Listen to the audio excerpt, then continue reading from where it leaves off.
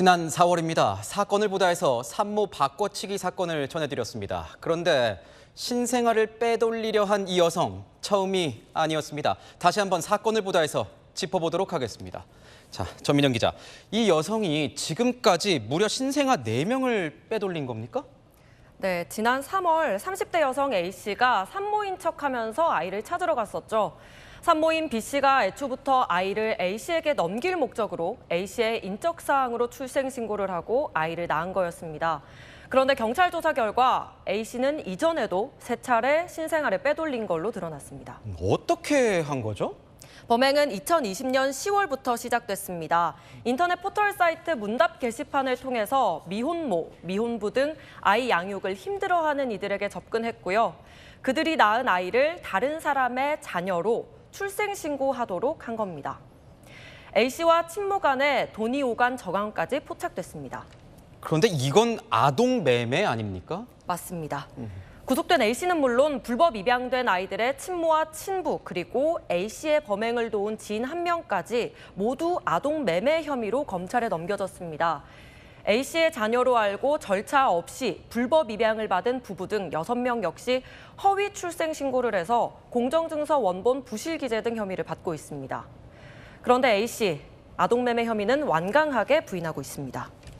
아니, 돈까지 오갔다는데 부인하고 있는 겁니까? 네, 끝까지 본인이 키우려고 했다 이렇게 주장을 하고 있는 겁니다.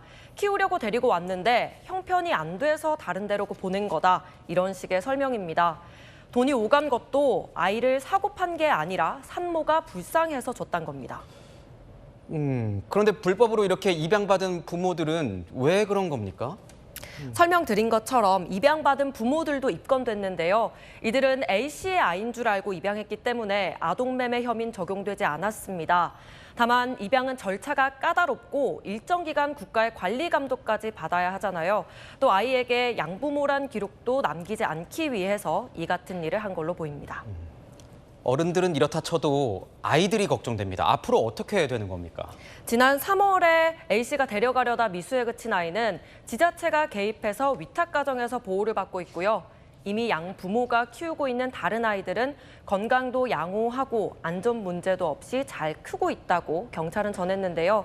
당장의 분리 조치는 이뤄지지 않았습니다. 다만 불법 입양이 명백하기 때문에 지금 키우는 양부모가 입양 절차를 따로 밟아야 하는 상황입니다. 정 기자, 그렇다면 이런 일이 발생하지 않으려면 어떻게 해야 되는 겁니까?